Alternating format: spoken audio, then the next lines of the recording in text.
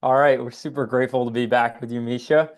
And today we were going to talk about energy, not necessarily just energy in the simplest way of looking at it, but how do we actually acquire energy?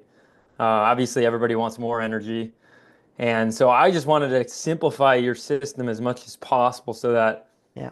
obviously this is only maybe half of your system, the energy acquiring part of things, because you have a whole nother part of it of distributing energy to your body and things like that. But maybe we could just start with like what is energy and why is acquiring energy so important for the human body? Hey guys, and hey Max, and great to see you again.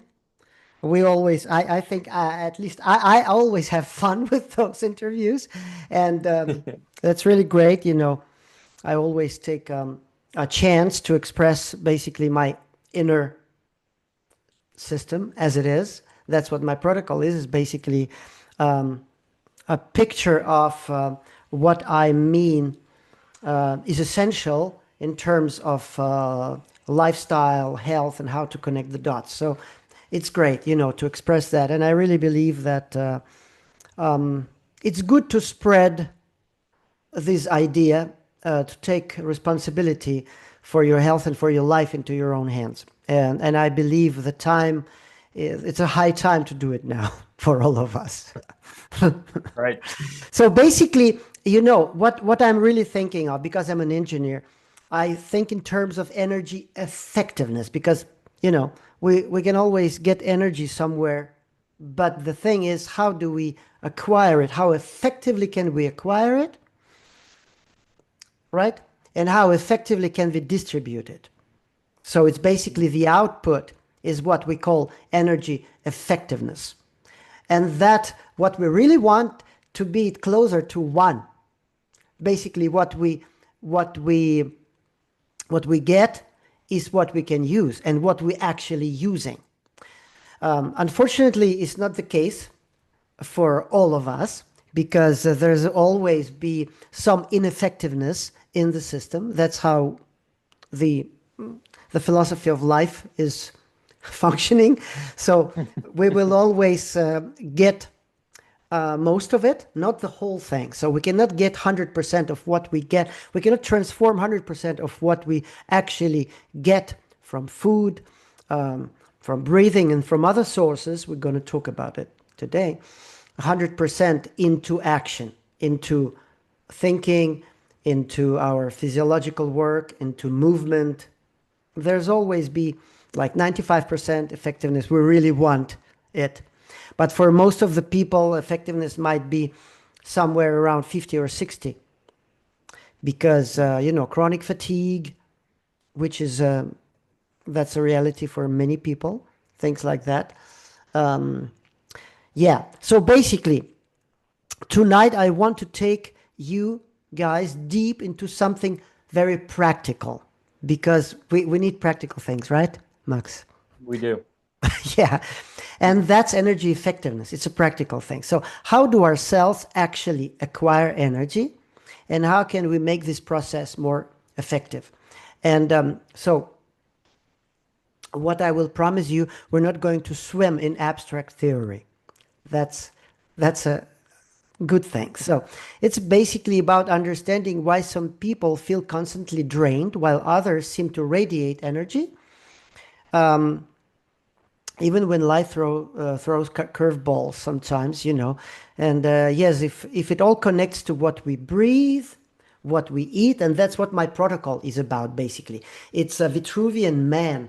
If you imagine a Vitruvian man, that's the man from Leonardo da Vinci. Remember, stands in the circle and with the arms like that, and basically, and the triangle also between the legs and the head. That's a triangle. And here Yep. we have a plane, which is energy acquisition with the hands. And that's breathing, oxygen, and other gases, and nutrition, right? And then that's what we get. We're going to talk about it in detail today, about some other ways of getting energy also. And then we have a distribution system, which is this, we call it energy distribution triangle. Mental Yep. energy, one leg is physical energy, another leg is immunity, basically.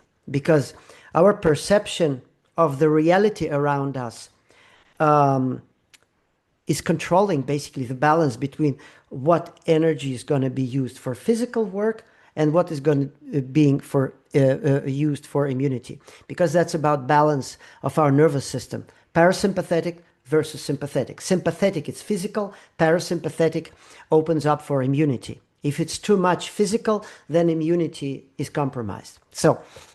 Is So immunity basically like obviously people know about the immune system and like um, this idea of basically protecting against invaders is kind of what I think of, but how would you describe immunity to somebody who doesn't understand that? well, immunity is basically yeah, it's not only protecting for invaders. I believe mostly the most modern version of the idea, what immunity is basically the idea of uh, routing all the toxicity out of the body. That's the Mm. thing. That's the thing. But also protecting from the invaders. We call it opportunistic organisms. All the opportunists, when they have opportunity, they will seize it, okay, to gain control. So we really want immunity working constantly. And that's why the balance between parasympathetic and sympathetic is crucial. So basically, when we are too much in sympathetic, which is, fight or flight, immunity is compromised because it's controlled by distribution of blood flow to different parts of the body. So when we are too much in the sympathetic mode, the blood flows from the internal organs, from the immune systems, to the external organs, to our extremities. That's the Mm, thing, and so on and so on. So basically, right. energy acquisition, it's a discussion and why it matters. That was basically a question, right? So, Yeah. yeah. And in my protocol, and it's a non-pharmacological metabolic approach. That's my protocol, Sakharoff protocol. I wrote an article in Elsevier in 2019 about it, and I called this kind of protocols for non-pharmacological metabolic approach. I basically believe that the lifestyle disease is a metabolic disease. It's a disease of a balance, disease of misbalance, and we can basically work with this, restoring natural balance and a good environment for our cells. That's how metabolism works. So, and in this protocol, as I just mentioned, I usually talk about two big levers. It's breathing and nutrition as energy sources, and that's we call it energy acquisition plane. Remember, guys, Okay. from the maybe I will maybe I can show you. You probably could share your screen if you want Yeah, I to. can share your screen. I can share my screen, right? Let me Just a make sure second. the settings are okay. Yeah. Just a second. Let me see. Let me see. It's here. Just a second. Here we go. Yeah, That. seeing the Vitruvian Man, I think would make it easier for people to Yeah, understand. it will be easier to understand, right? Um, here we go. Just a second.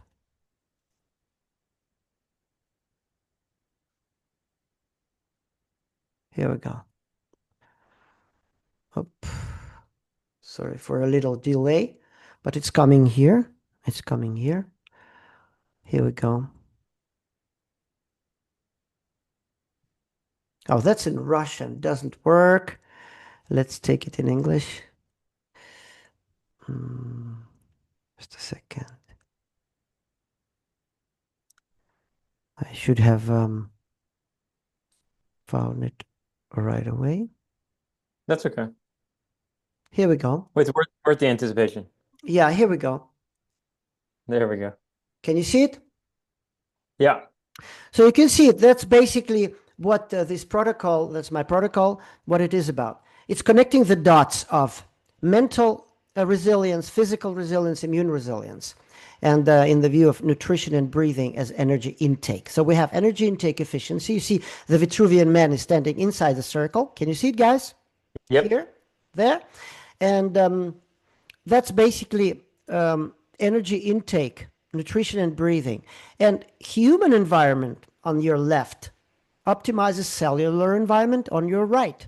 So basically, human energy intake, nutrition and breathing, that's a nutrition and respiration in the cellular context. Okay?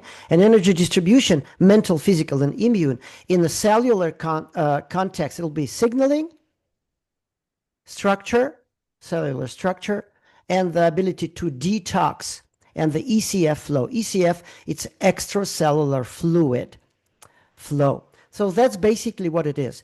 And it's the same thing about all tissues, about muscles, bones, organs, blood, lymph. Okay? So that's basically what it is. That's basically what it is. And what I want to say in this direction is I stopped sharing, right? Yep.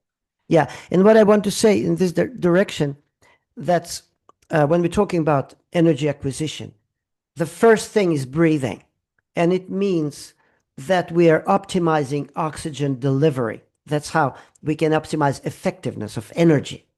And that's what we do with Buteyko method on my program. So it's CO2 physiology.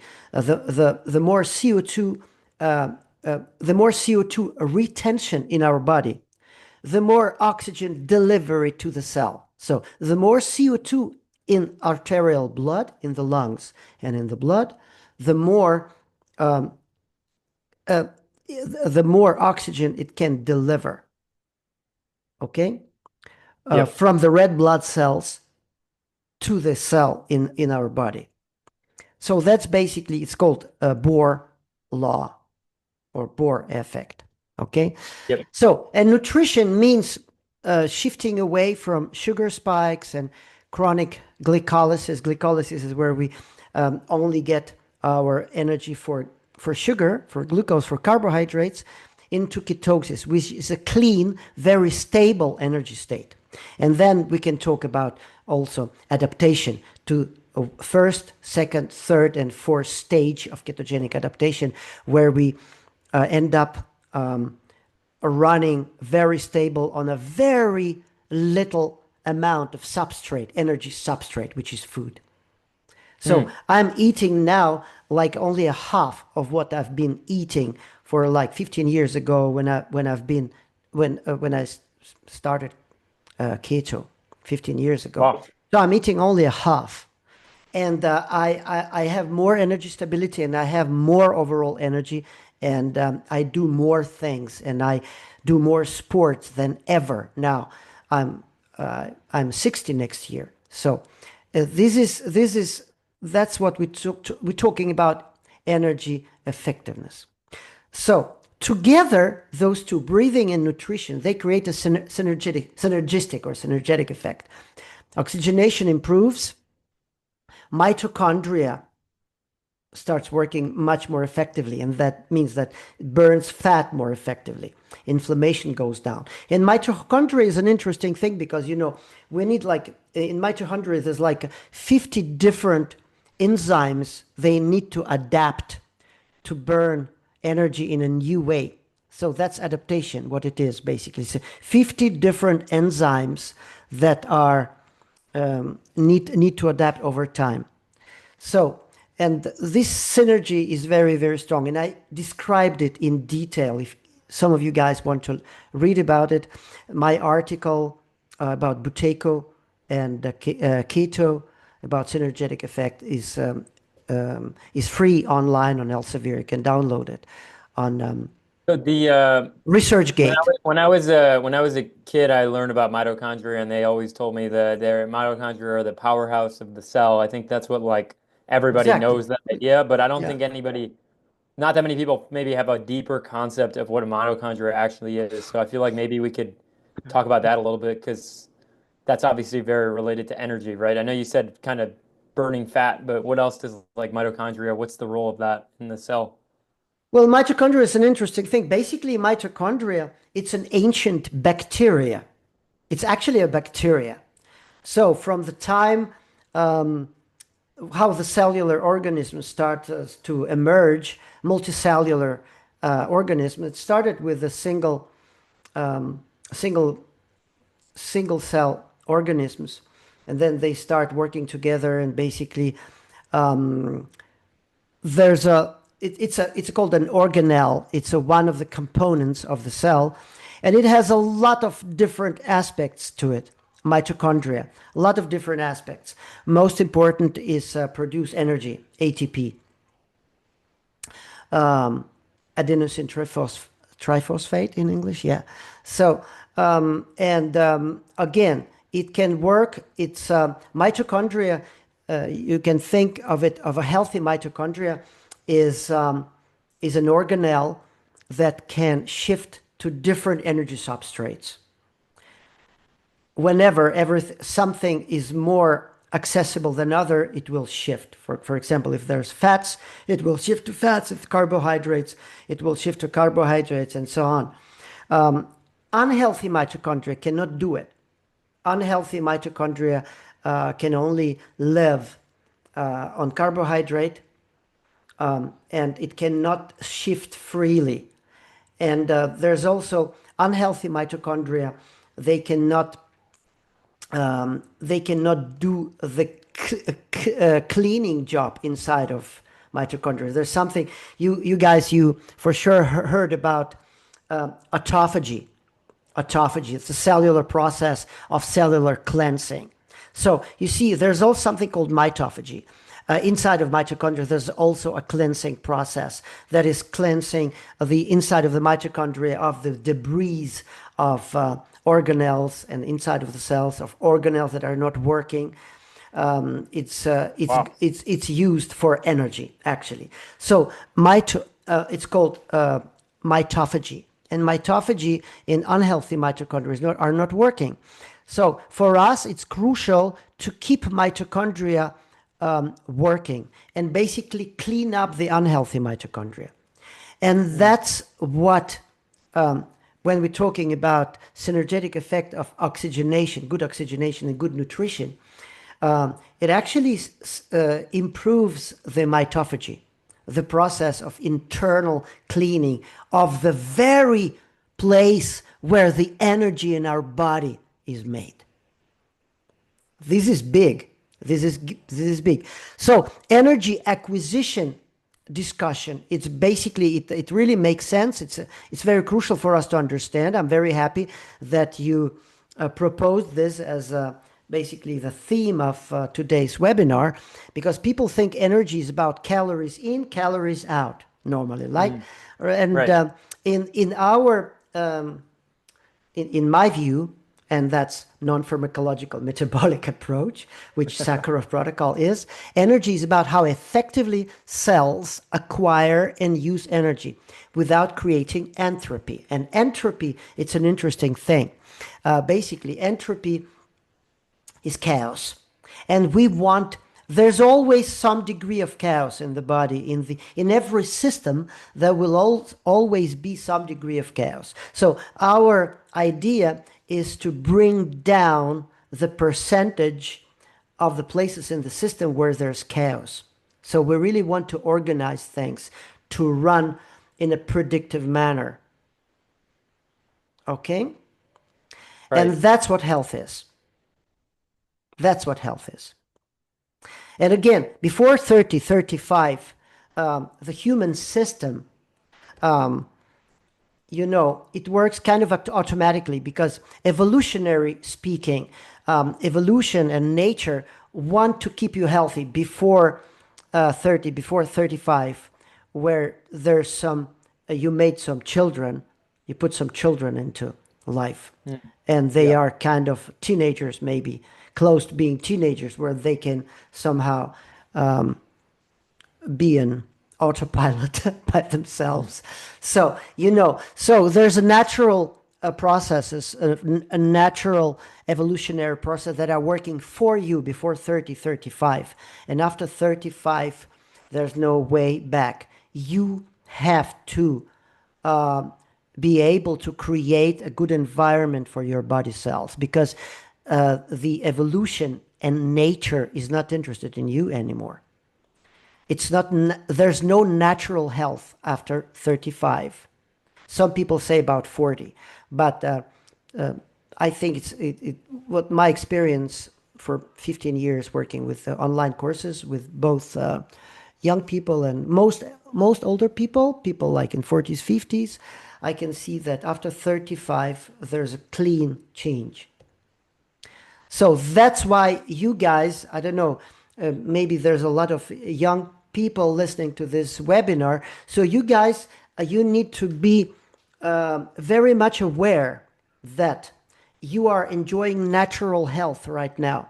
And after 35, for most of us, this notion of natural health will not exist anymore. So Mm. be ready, be ready.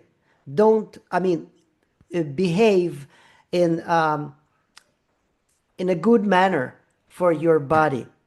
I mean, it's your Is body. that why is this is why like people are always kind of saying this when they get into their, oh, you'll see when you're in your 40s and 50s, your Yeah, but body's that's going to yeah, start yeah, breaking yeah. down. Yeah, but for sure, because there's always processes has, the rise and the fall, and that's normal.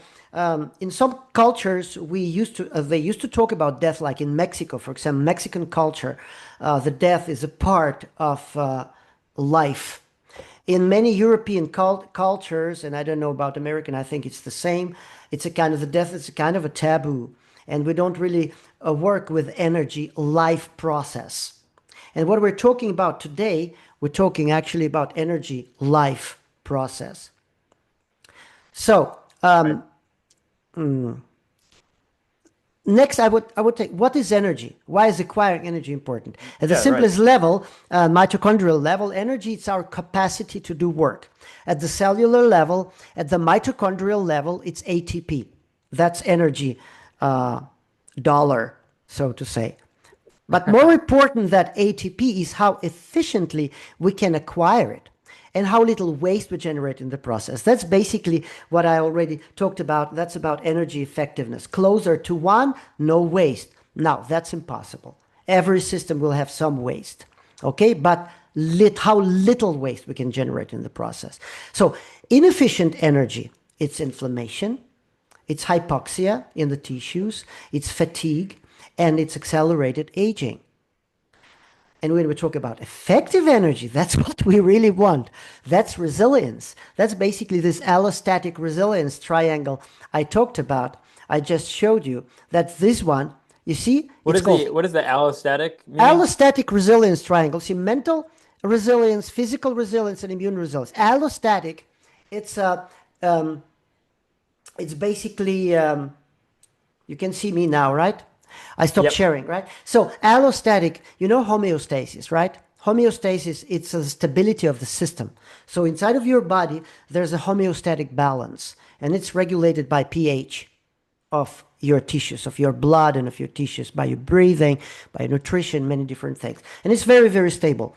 And homeostasis, homeostatic processes really want to keep your blood pH very precisely around 735 plus, well, 740 plus minus 0.005. Okay. From 735 to 745. That's the homeostatic balance or homeostatic stability. Allostatic stability, that's the stability of this homeostatic process in the view of external environment, because external environment has many stressors, many vectors of stress that are bumping into your little closed system. So Okay. allostatic resilience, it's your ability to keep your body stable in the basically toxic environment, sometimes obnoxious environment. Okay. So Okay. homeostasis is more the internal balance, and Yes. allostatic is everything coming in and still staying in that balance. Exactly. So your homeostasis is a stability in the view of external environment that can be Oh, okay. toxic. Okay. Right. So again, effective energy, that's resilience. We just talked about three kinds of resilience. Mental resilience, your perception of environment is stable. You know that there's some stressors in the environment, they are virtual. They are not real. Right. That's crucial to understand because they're not going to kill you now. If they're not going to kill you now, you don't need to go into fight and flight.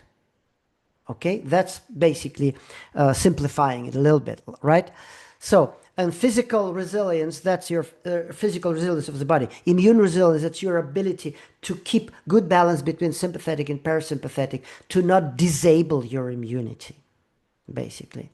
So repair, that's how you sleep. Are you sleep enough? Is your sleep effective? And we're working with sleep effectiveness very much. It's one of the most important things because without sleep effectiveness, you cannot transfer all the good things that you made in this day to the second day. The night Mm. will reset all your good work if you're not sleeping effectively. And then there's a lot of this. But here's the paradox. So you see, uh, the most chronic diseases we talk about are not energy shortage diseases at all, but energy effectiveness diseases. We breathe a lot, we eat a lot, but somehow we don't have this, the output. So it's not energy shortage, it's energy effectiveness. So we So eat more. what happens? Let's say, sorry, I think I cut you off, but No, no, no. like let's take an example of some, average American who 7 days a week, they for one meal of the day, they hit up, Starbucks. So they have a big coffee and a bunch of sugar in there and like caramel swirl and all this like added things. And then maybe they eat McDonald's at night and then they have like a home cooked meal or something. But like let's say only 50% of that is like a steak or a piece of salmon or something that the body can use. The rest of it is all of this toxic inflow of sugar and toxins and things that the body doesn't necessarily isn't able to effectively use. So what would that like just as an example, what would that look like internally in the body where the body's getting good energy and then it's like fighting off the like the toxins and things like that? Like how does the body respond to that? Very good question. I will tell you, I told you not to go into scientific terms, but you guys, you need to know about Randall cycle. Randall cycle. Randall cycle. Okay. Randall cycle is a glucose and fatty acid cycle. It's a homeostatic mechanism to control circulating concentrations of glucose and fatty acids. And you just told me it's ate a mixed meal with everything, not enough to come into ketosis because there was too much carbohydrate. That's exactly, um, basically, that's the idea of this cycle. Mm. It's a kind of you need a division of labor, so to say, whether to use one as a preferred source of energy or the other. And you need, so basically, overnutrition is a central driver of all metabolic disease. A lot, you know. Overnutrition. You meaning too much? Overnutrition. Yeah. And chronic overnutrition, it's a cause of systemic insulin resistance, promotes insulin resistance, many mechanisms. You have some kinds of tissue autonomous and crosstalk dependent mechanism. Promotes lipid accumulation in skeletal muscle, in liver, insulin resistance, and so on and so on. So basically, this person, we eat more than ever. We breathe more than ever, but cells are starved of real usable energy. So it's not about just, you need to know, you need to know the background. And that's the hard thing. So basically, my idea is education instead of medication when problem comes. But the thing is, we actually need education before the problem comes at our porch show up. And Yep. that's why we are making this webinar, Max. Yeah. Because you guys, you are young people. You really need um, uh, to go in depth into understanding how your body works. And I will tell you, I will tell you, my idea is that we really need to be independent. Independence is a big thing. And one of the biggest issues or aspects of independence is you need to be independent from the industry. And it means you need to take 100% responsibility for your health. Then you understand what kind of industry I'm talking about. Okay? Do you mean, well, yeah, what kind of industry do you mean? Health industry. It's an industry that is called health industry. It's basically a disease industry. It's not. Mm. It's um, it's an industry of disease, not disease. It's not industry of health because this industry is working with the eliminating symptoms and not working with the real roots of the disease. And that's why you really need to understand how your body works, what is good for your body, how it's good for you to breathe, how it's good for you to eat. And there's a lot of ideas about it. That's why it's high time for you guys to really make a deep dive into those things. And that's why I am doing those webinars together with Max. That's why. And Yeah. when we're talking about like education instead of medication, so I have some few points I want you to remember about breathing because I told you it's practical, right? So, Buteyko method, that's a method where we diminish breathing by relaxation.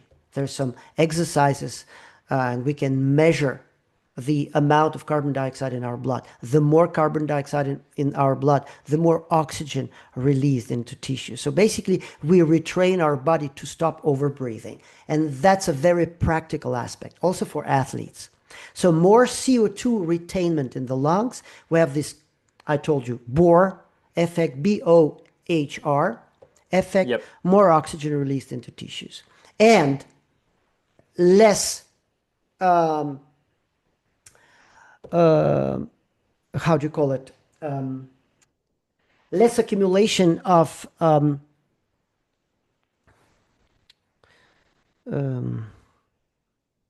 I forgot it. Okay, it's coming. It's coming. So You could basically, describe it. What are you thinking of? yeah, in the muscle we get buildup of lactic acid. So the less buildup of lactic acid in the Yeah. muscle, Okay. when you breathe less, the more vasodilation. So the more your arteria is widened, and the less strain on your heart. So you're saying like if you're breathing properly and you're being an athlete, get working out, then you'll be able to, you won't have as much soreness or lactic acid kind of like Absolutely, building. absolutely, absolutely. Okay. And you are building, well, unique competitive advantage. It's called UCA, unique competitive advantage. So if you're working with your breathing, you are building a unique competitive advantage. It's not only for your sport, it's a secondary thing. It's for your life. Because we're not talking about advantages, but basically your body will have a unique competitive advantage to all the other people that are not did not reach to the point of understanding how crucial it is. Okay, Yep. so energy is not, it's not just oxygen in the lungs, but oxygen delivered to mitochondria. You see, so when you are measuring the oxygen content in the blood, it doesn't say anything. What we need to know how much the content of oxygen from the blood is reached to mitochondria. And you can have 99% of saturation of your oxygen in the blood, but you can have 4.5 only carbon dioxide percentage, and that's very low. So out of this 99% of oxygen, maybe 60% will only, or maybe 50 or 40 will only reach the cells. Oh, So wow. it means 50% effectiveness only. When we're taking energy effectiveness, it will be only 50% instead of 95. Does uh does the way you breathe affect how nutrients get delivered to the cell. So let's say I'm eating a steak or something, and then I go and do breathing after. Is that going to help the nutrients get delivered to the cell more effectively? Is there any Well, relationship there? it's also about we call cellular permeability. There's something called cellular permeability for different substrates. Uh, it's also getting better and better because we heal cellular membrane. When inflammation stops as a result of good nutrition, of good breathing, your cellular membrane heals and its permeability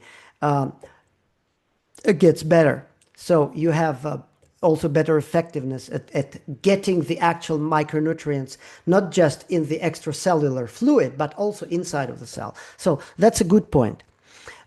Okay, so yeah, and also it's very good to prevent cancer. It's very good to dampen the environment for cancer. So basically, keeping a lid over small population of cancerous cells in our body, because all of us, we have population of cancerous cells.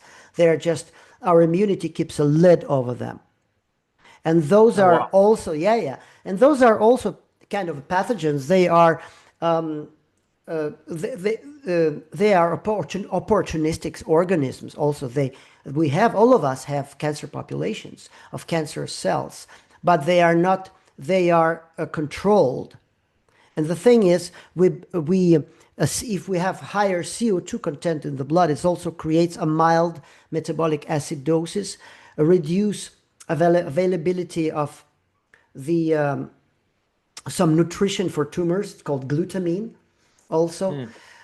So basically, we're also controlling the population of cancer cells. And Why do cancer cells exist in general there? Like, what are they? I remember, I think obviously I studied Keegan Smith a lot, and he used to talk about how the body doesn't ever do anything wrong or to harm itself. Like, we get cancer, it's somehow trying to protect you in some way, shape, or form, which there's I never some, really yeah. fully understood what he meant by Yeah, that, but you see, there's several aspects to it. One of the aspects, it's when the environment is toxic and there's not a lot of nutrition, so the cells they basically their metabolic flexibility, as I mentioned before, becomes not so good. So they not can just freely shift. So they stop the ability to shift, for example, to being able to burning fats. So, and they become very simple. So they can burn glucose, they can burn lactic acid, they can burn glutamine, some very, very simple cycles, energy cycles. So they do that in order to survive. That's a very old mechanism from the old bacteria. They just want to survive. That's one point of seeing that. Another point, when they build a tumor population which is closed, it's basically very good because it's preventing the spread of the tumor cells wider. So basically, the tumor itself, and when they try to take a puncture a tumor to understand what kind of cells is inside, it's already bad for the body because it creates something that is called oncotaxis. That's the mechanism where the onco cells, cancer cells, start behaving as if they were immune cells. And immune cells, they are moving always to the sources of inflammation. So cancer cells also start moving to the center of inflammation. And when you puncture the tumor, or you puncture the tissue, cancer tissue, it creates inflammation. oh So wow. oncotaxis, for people that want to know more about cancer, research oncotaxis. Your doctor are not going to is not going to saying it to you. So it's a good idea to research. And I have a big, That would be I a have a, good maybe I, theme one of the yeah, weeks we could do a cancer talk. yes, I have a big document about it, like hundred that I created for like the last 15 years I worked with cancer. It's 100 pages document about this that I'm Wow. giving to my clients. So, okay, points about breathing. You got it, right? With Right. breathing retraining, we actually increase energy yield and we reduce waste. And when we talk about nutrition, modern people that are mostly burning glucose, it's called glycolysis. Glycolysis or glycolysis. It's a Mm. lysis. It's a use for energy. Glucose or and lipolysis. It's fat, right? So most people are in glycolysis. Glycolysis. It's like a firewood in damp stove. Lots of Mm. smoke, little heat. And ketosis, it's like a dry firewood, burns clean, and less oxidative stress. And that's also very, very crucial. So ketones and fatty acids, a very stable energy source for healthy cells, but tumors can't use them effectively. And that's one of the things that I just mentioned, that's energy flexibility, cancer cells. We need to know about that. It's not really Mm. good. And that's Right. what we are using when we have put people with cancer on ketogenic nutrition, because we create pretty hard to survive environment for cancer cells this way, because they lack this flexibility to shift back to burning fats. That's the thing. So, and also part of it, it's intermittent fasting, because feel much more satiated, and so fasting is basically it's included for free in your daily living pattern, because fasting amplifies this effect, because it's forcing the body to burn stored fat, so creating kind of internal fuel that have to be used first, Mm. plus CO2, and actually also water. Why we are drinking not a lot when we're in ketosis, most of us, when we adapt, because it also creates water in this process. It's called deuterium depleted water. And that's the best quality of water. That's why I'm only drinking maybe half a liter of water a day. And I've been doing for 10 years.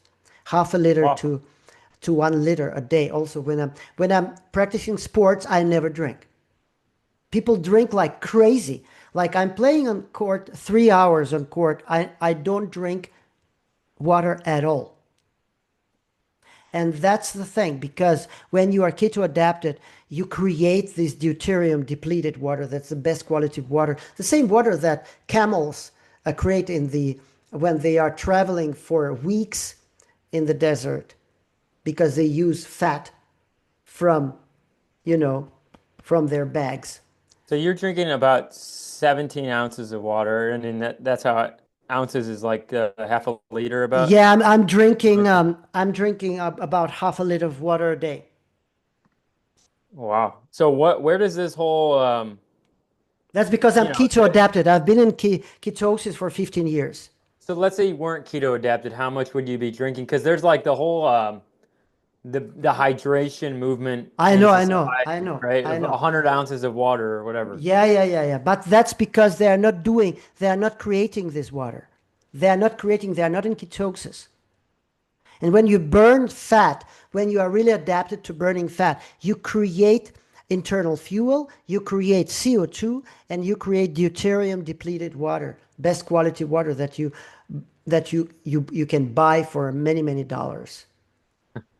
Yeah. Wow. So breathing plus nutrition are two foundational ways of acquiring energy. Without fixing these, nothing else would work. But there also, you told me we want to talk a little bit about other ways of acquiring energy, Yeah, right? yeah. I mean, where I was coming from that with that question was like, um, well, it's kind of a crazy topic, but I've heard of these people who are like breatharians or whatever. They don't even Yeah, eat, yeah, yeah, so yeah, they're yeah, just yeah. breathing, um, which is kind of like seems crazy to most people, but like maybe there's something about that. And then obviously that's breathing still, Yeah. and to most people they would probably think that's crazy. I'm also curious what you think of that, but um, sunlight. You get out and you get some sunlight on your skin. Obviously, there's some kind of energetic thing like that, or even you work out and like you feel more energy because you had a good workout. So I'm just curious what other, and maybe that's not necessarily energy intake, but sunlight, I would think maybe that is energy intake. So I'm curious what other energy intake, yeah, sources are there?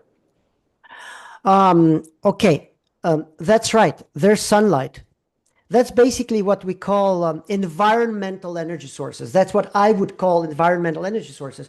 And before I just showed you this, right?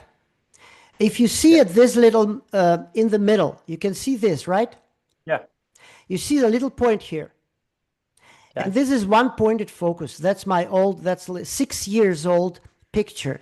And now I'm making a new picture. Basically, Okay. in the middle, there will be this Hara point. That's one pointed focus. That's a process, basically. But around it, like here, can you see my hand? Yeah. Yeah. There will be this kind, and this is will be for environment. And this is basically in my new picture, I will create, there will be an environmental energy source. That's my focus, my process in the concept of the environment. So sunlight, earth, circadian environment. There's all those things are part of this. In Uh, sunlight, you have a morning sunlight. For example, I say, people, go out. Don't live inside of these four walls most of the time of the day. Don't look at your LEDs, at your blue light, at your near field monitors. This is not good for your health.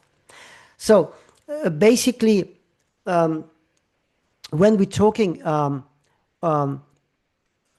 talking about sunlight, when the sun rises, its spectrum is different from noon or evening, and the first light that hits us before the tanning part arrives, it's called UVB, ultraviolet B. That's what makes us tan and brown, okay. right? So we have UVA, that's ultraviolet type A, and it's up to 400 nanometers. That's violet or near ultraviolet light. So that's the first light that hits us in the morning, and also part of it, and parts of kind of it's called infrared type A. It's called near infrared, up to 1,000 nanometers. It's invisible warmth that penetrate deeply into tissues and even water. So these are the gentle parts of the spectrum, and they don't burn skin, but carry powerful biological information.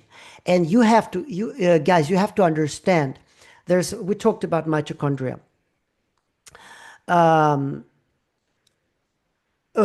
There's something called mitochondrial redox improvement. So this infrared A penetrates deeply into tissue, even through clothing, and interacts with enzyme called cytochrome oxidase in mitochondria. And we talked about ATP production, remember?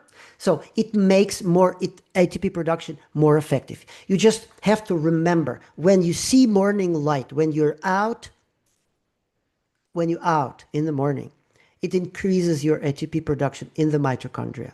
It increases Okay. electron transport chain efficiency and lowering oxidative stress. It also structures water inside of cells. That's a new knowledge that I don't really know a lot about it. I'm learning about it.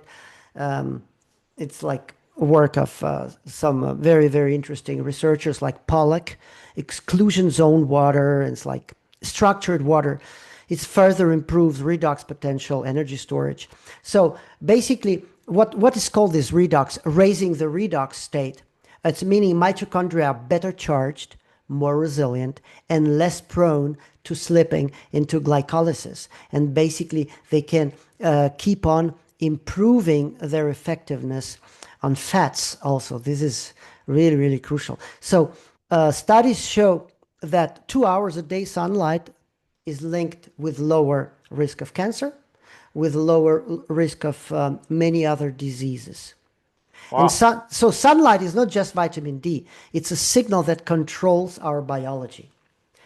And also, if you have right fats into your cells, remember before I told you about the permeability of the cellular membrane. Remember when it improves the bioavailability of nutrients, improves everything. Remember I told you Yeah. about that. So it requires the right fats in the cellular membrane. And normally when people are on this kind of diet that you talked about, the burgers and all of those things, so the fats that are prevailing are monounsaturated and polyunsaturated fats, very, very unstable. And they make this lipid membrane of all of your cells much more prone to oxidation and much more prone to inflammation. So when Oh you wow. start eating animal fats instead, you start making saturated fats prevail, and saturated fats are very stable. So that's basically the fats that our natural fat is rich with, or Oh wow. okay. So they start prevailing in the lipid membrane, and that results in a better stability of your cellular, the full cellular life. So Uh, with I guess with sunlight, there's a big community of health people now who are like, get outside and like take off your clothes, like get all sunlight Sun everywhere, your balls, sun your balls. Yeah. Absolutely, absolutely. Like, I'm just doing are it this you morning on the seashore. so It's yeah, better. what do It's you think better to about use with your girlfriend. To do it together with your girlfriend. what are your thoughts on the tanning and like I know there's some people who will say that's too much sunlight is radiation and it, obviously you get sunburning and stuff like Adaptation. why Adaptation is a key. Adaptation okay is a key, and building up your common sense, your own common sense, not the common sense of mainstream, because we cannot use it. When we right go deep in depth into our own education, we understand that this version of common sense that the mainstream uses is not for us anymore. That's the thing. So you need to adapt. You need to build your own. And then some of those answers are answered, or questions are answered when you study. Okay, so remember, sunlight is not just vitamin D. Vitamin D is actually mostly when you eat good meat with good fat, you get a lot of vitamin D from there. mm, Okay, and again, you are not burned when the saturated fats are prevailing in your skin's lipid membrane. okay So you stop getting burned. so yeah there's a So you I've get burned and inflamed because you have wrong fats in the cellular membrane of your cells. It's one of the oh things. wow So you see, everything is interconnected and interdependent. And when you start going away from just a second. Um, that makes a lot of sense because I since I've started following your protocol, I don't get burned. And I was living in Florida, which is like a really hot area, and I could go out for 3, 4 hours. I wouldn't get burned. I think still there'd be a time if I stay too long or whatever. If I'm stupid, then Absolutely, I would get burned. absolutely. The Right. same with me. The same with me. I'm not burned anymore. This is fantastic. Well, I know that the area that I have to be aware of, and how much I expose to the sun, that's my head, because Okay. scalp is thin. I'm clean shaving every day. Okay. So I wear this bandana, and it helps me a lot. Okay. So another thing that I want to talk, that's about Earth. And Earth have electrons. It's grounding. So walking Right. barefoot, again, back to the nature.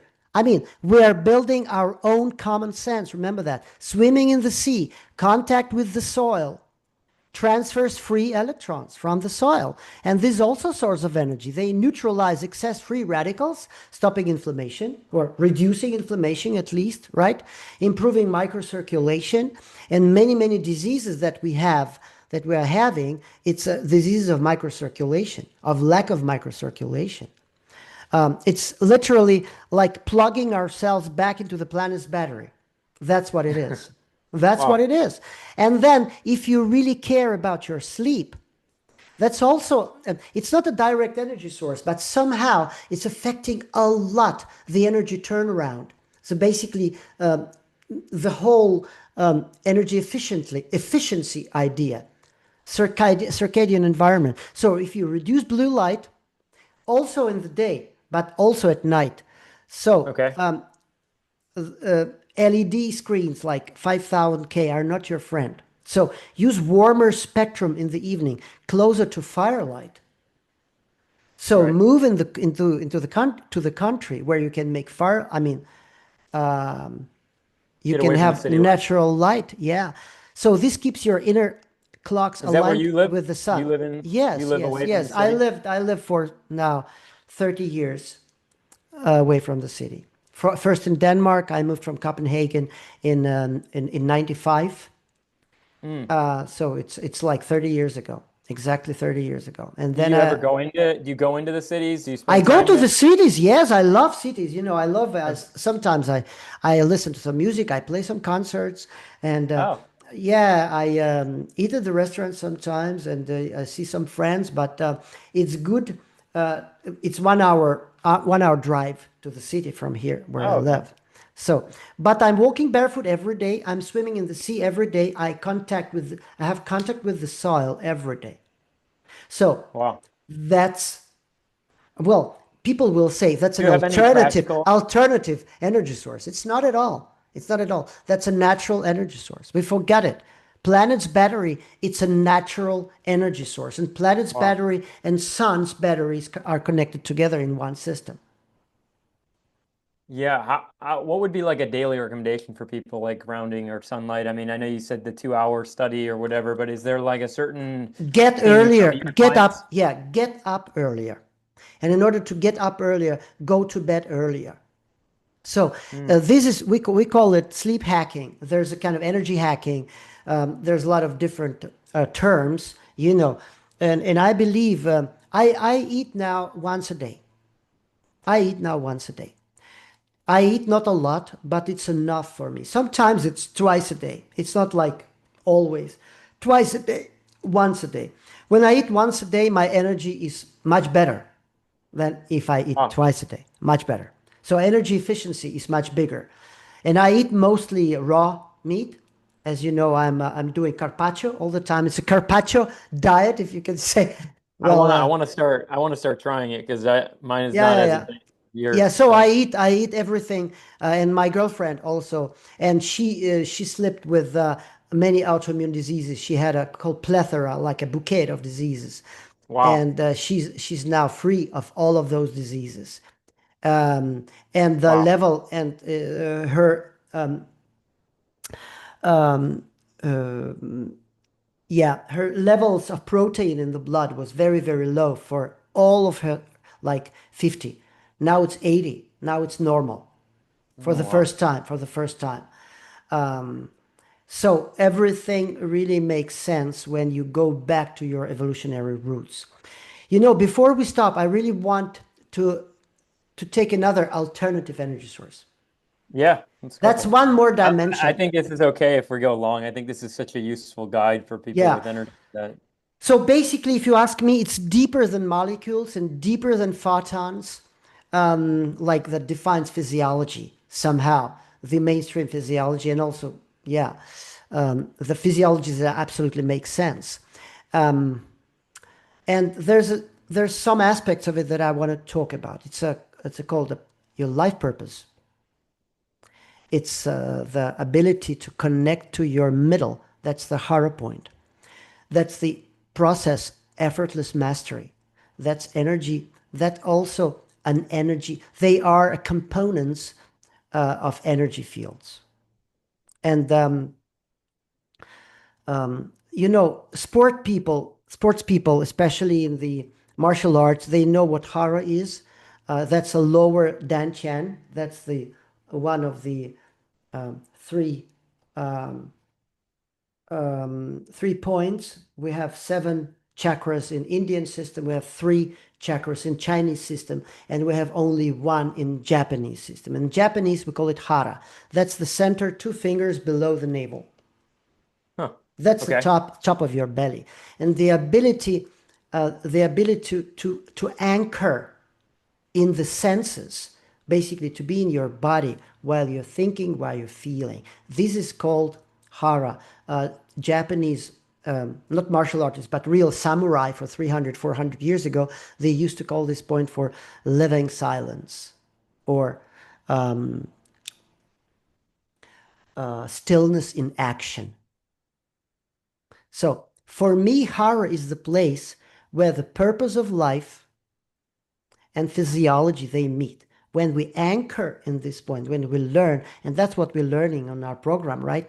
In meditations, in many files, audio files, to learn anchoring in Hara, the nervous system stabilizes. So it has a direct connection to physiology. Breathing slows, tension dissolves.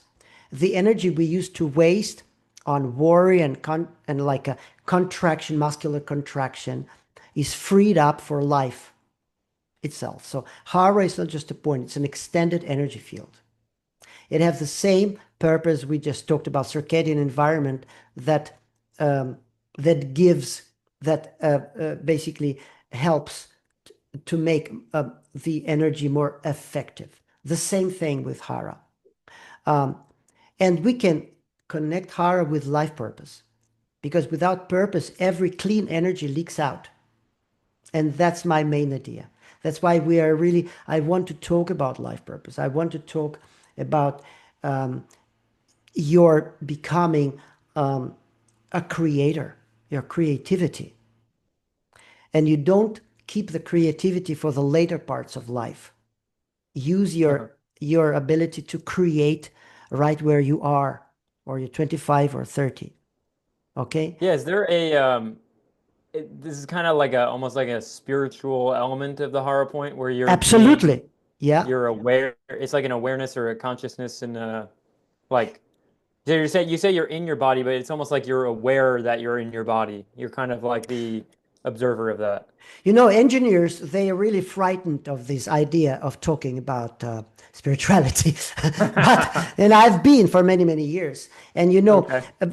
working a lot with life and death, in, with working with, I have to talk about those things. And I have to be free to talk about spirituality also.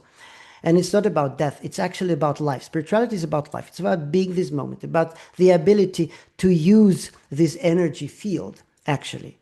And Einstein said, when we stop talking physiology, when we cannot explain physiology or with the normal laws, we always pushed into the field of spirituality. Einstein, the most known physicist of all time, one of them, those talked about that. So without purpose, every clean energy, as I said, leaks out. With purpose, every breath, every calorie, every photon of light and sunlight and morning sunlight, beautiful morning sunlight, aligns into one direction. It becomes a drift, a flow, like a current carrying us forward. And Hmm. it becomes with less and less friction because you allow it to happen. You open up the doors. And that is what I call effortless mastery. I use it a lot. I learned about effortless mastery as a musician. There's a book for improvising musicians that is called Effortless Mastery by one of the very known American jazz piano players. So, Oh wow. and effortless mastery is not about trying harder. It's about being in the right direction. Like the tennis players who lets the shot flow instead of forcing it. For me, I play tennis. Like the musician who stops overthinking and lets the song play itself. It requires being there, being present, and allow yourself to basically relax now in the moment and relax the fingers to play themselves and be in the flow. That's a fantastic thing. We can learn it. We can train it by being aware about it, by reminding ourselves to train. That's why I have this one. That's because Yep. it's reminding me about this Hara point. And that is the point where it's actually very nice to be in the moment. So, a wrap up, when we're talking about this physiological protocol, I just told you, non-pharmacological metabolic approach, right? Self-development in this approach is not like adding more. It is removing blockages, actually. Tension, toxic beliefs is working with the upper store, like there. Stagnant Mm. environments that are not making you a better human being or happier human being, right? So each blockage, when it's removed, it expands this field, the energy field, the Hara field, connecting us more deeply. We called it spirituality. It spirituality has different directions depending on who you ask, you know. So, Right. but that's right. It's a higher level. That's a higher level. Like something beyond the body, kind of like. Exactly. Yeah. I guess It's I also am curious because in this environmental energy thing, there's you optimizing the environment. The first thing I always think of is like who the people around you are. So like, is there any effect on energy of like, being connected to somebody who's constantly negative about you and what you're doing? It's like, is there any relation of that to the amount of energy that you feel and that you're? Absolutely, absolutely. That's what we Yeah. talk about stagnant environments, toxic beliefs. They are defined by your environment. And if you improve your environment, being it where you live or being it with whom the life bring you together, you know, that's a lot of different things. You need to you need to think about it. You need to improve relationships. I'm talking about not just removing something, but improving relationships. It's very much about that because we need to look at ourselves mostly because, you know, so, so yeah. So basically, when we remove those blockages, we expand the energy field. We become, our life becomes more enjoyable. We are Mm. connecting us more deeply to breathing, nutrition, sunlight, electrons. And the most important thing in life, it's our purpose.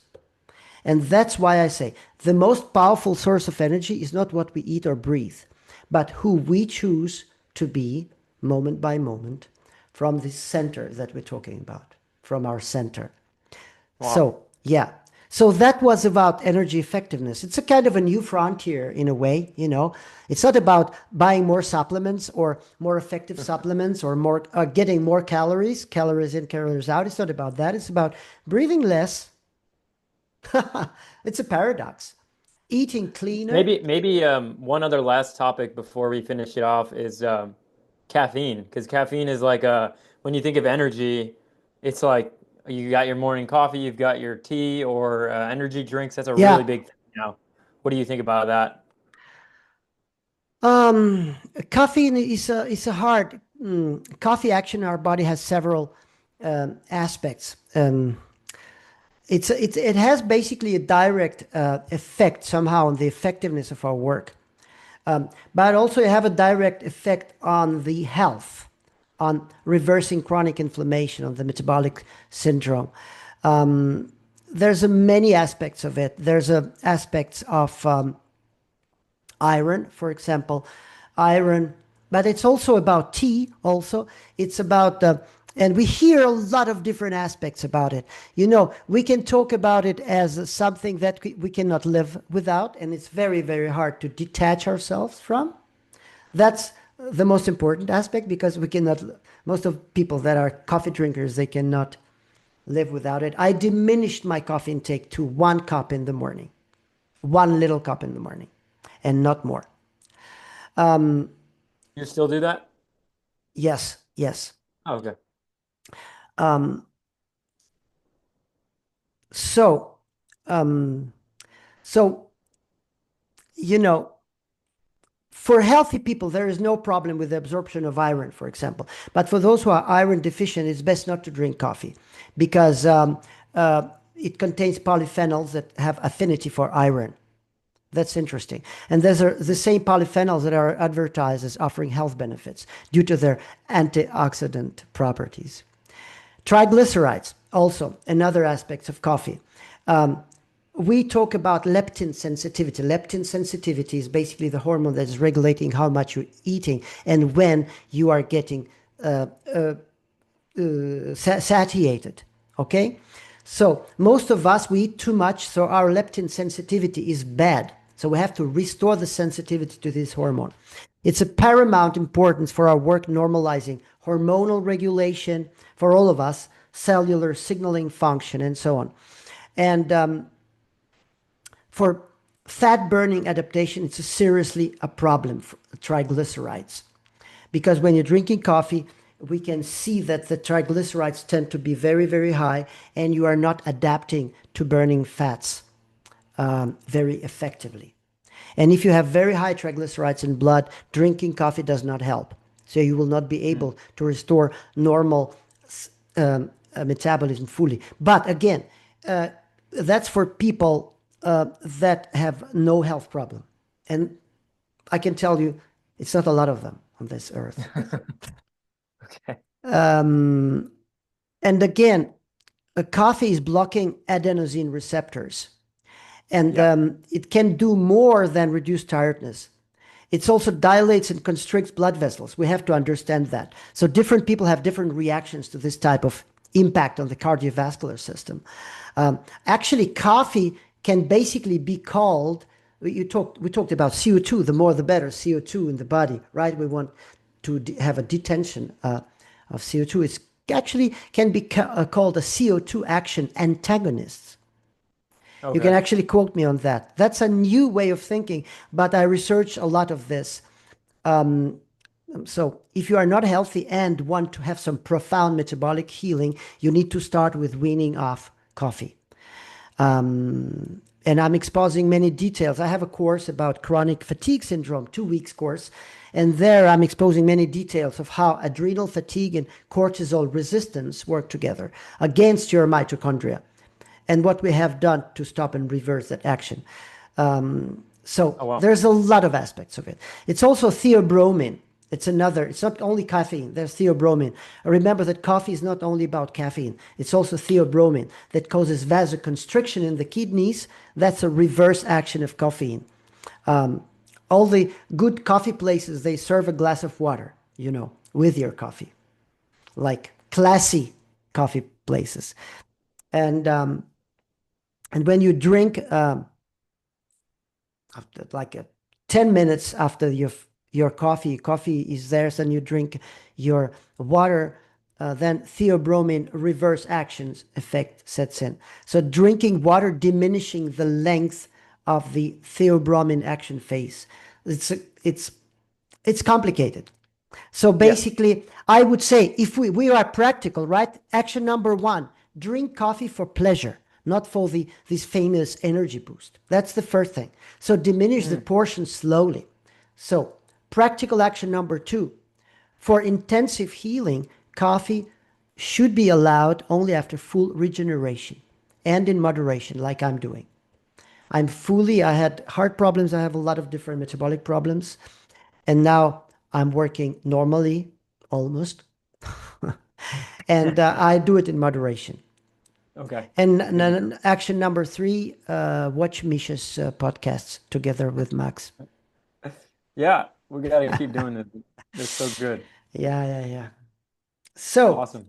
yeah, guys, thank you for watching. And it really turns, if you see, it turns me on also talking about those things, health, and different other things about life. And ask your questions.